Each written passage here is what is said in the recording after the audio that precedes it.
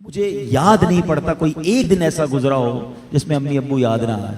جس کے پاس ہیں پھر کیوں نہیں ان کی خدمت کرتے؟ یہ چلے جائیں گے تو پھر ملنے کے لیے قبرستان جانا پڑے گا, پھر قبر پر جا کر ان سے باتیں کرنی پڑیں گی, لیکن جواب نہیں آئے گا. تمہارے پاس ایک رحمت کا سائبان ہے. اب تو سائنس بھی یہ کہتی ہے 5-6 سال کا بچہ اور 60 سال کا بوڑھا یہ برابر ہوتا ہے. یہ زندگی کا ایک سرکل ہے, بچپن سے شروع ہوتا ہے, جوانی میں جاتا ہے, اور پھر وہاں سے 40 کے بعد عمر ڈھلنا شروع ہوتی ہے. اور بچہ جس طرح 6 سال کا ہوتا ہے نا, نارملی 60 سال 65 سال کا بندہ اسی طرح کا ہو جاتا ہے. اب مجھے ایک بات کا جواب دیجئے, 5 یا 6 سال کا بچہ آپ کے گھر میں ہو اور وہ کوئی سوال آپ سے بار بار کرے, آپ ناراض ہوتے ہیں؟ کیونکہ ہمیں یہ سمجھ آ گئی ہے کہ ابھی 6 سال کا ہے, اس کا انڈرسٹینڈنگ لیول کم ہے, اس کی لسننگ پاور کم ہے, اس کے دماغ میں ابھی اتنی وسعت نہیں ہے, بچہ ہے اس لیے ضد کر رہا ہے. جس دن آپ یہ سمجھ گئے کہ 60 سال کے بعد تقریباً کم و بیش سننا مشکل ہو جاتا ہے, سمجھنا مشکل ہو جاتا ہے, ضد آ جاتی ہے, فرمائشیں شروع ہو جاتی ہیں, اب آپ اس کو انجوائے کریں. اب اس میں چڑچڑاپن نہ لائیں کہ کیا امی روز بار بار ایک ہی بات کرتی ہو, تمہیں سمجھ تو کچھ آتا نہیں, ابو آپ کو سنائی نہیں دیتا. اللہ اکبر, تم ان سے اس طرح بات کر رہے ہو جنہوں نے تمہیں پال پوس کر بڑا کیا. اللہ کی قسم اب خدمت کا موقع آیا ہے. حقیقت کی بات بتاؤں, خوش نصیب ہے وہ اولاد جس کو ماں باپ بڑھاپے میں ملے. ارے کئی ایسے ہیں جو ماں باپ کو بڑھاپے سے پہلے ہی کھو بیٹھے ہیں, اور خوش نصیب ہے وہ اولاد جس کو ماں باپ نے خدمت کا موقع دیا. ہاں, کئی ماں باپ تو ایسے ہیں جو بچوں کی خدمت کرتے کرتے ہی خود دنیا سے چلے. اگر تمہیں آج خدمت کا موقع ملا ہے نا, یاد کرو میں بھی تو بستر گندا کرتا تھا, میں بھی تو راتیں ان کی تنگ کرتا تھا. اگر میرے ماں باپ بچپن میں یہ فیصلہ کر لیتے کہ میں اس بچے کو کیسے سنبھالوں تو میں تو بے لباس رہ جاتا. کپڑے انہوں نے پہنائے, اگر مجھے وہ چھوڑ دیتے تو میری تعلیم کا کیا ہوتا, میری پرورش کا کیا ہوتا. مجھے آج جو بھی ہوں میں دنیا میں, اپنا ذہن بنا لو میرے پیارے اسلامی بھائیوں, خدا کی قسم اگر آج تمہارے پاس شرافت ہے, عزت ہے, دولت ہے, دنیا میں جو کچھ ہے وہ سب کچھ ہمارے ماں باپ کی برکتوں سے ہے. ہم کچھ بھی نہ ہوتے اگر ماں باپ ہمارا ہاتھ نہ پکڑتے ہیں.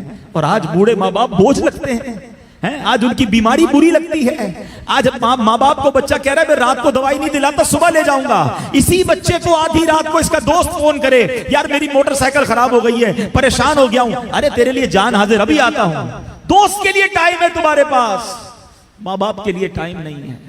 واللہ میں صحیح بتاؤں, ان بچوں کے پیسوں کا نصیب جاگا ہے کہ جن بچوں کے پیسے ماں باپ پر خرچ ہو جائیں. لوگ بچے یہ بھی کہہ رہے ہوتے ماں باپ کو کہ یہ میرے ہیں, میں آپ کو کیوں دوں, میں نے کمائے, تف ہے. یہ کوئی باتیں کرنے والی باپ سے, جس باپ نے اپنے پیٹ کاٹ کاٹ کر ہمیں کھلایا, اپنی خواہشیں مار مار کر. ہو سکتا ہے کبھی بچپن میں کسی کھلونے کی دکان سے ہم گزرے ہوں اور ہم نے کہا ابو یہ کھلونا لینا ہے, باپ کے جیب میں پیسے تھوڑے ہوں, باپ نے اپنے لیے کچھ خریدنے کا سوچا ہو, مگر سوچا ہوگا کوئی بات نہیں جوتے نہیں لیتا, کوئی بات نہیں آج یہ والا کھانا نہیں کھاتا, بچہ رو رہا ہے اس کو کھلونا دلا دوں. انہوں نے ہماری خواہشیں پوری کی, اور آج بچہ یہ کہہ رہا ہے کہ یہ پیسے میرے ہیں.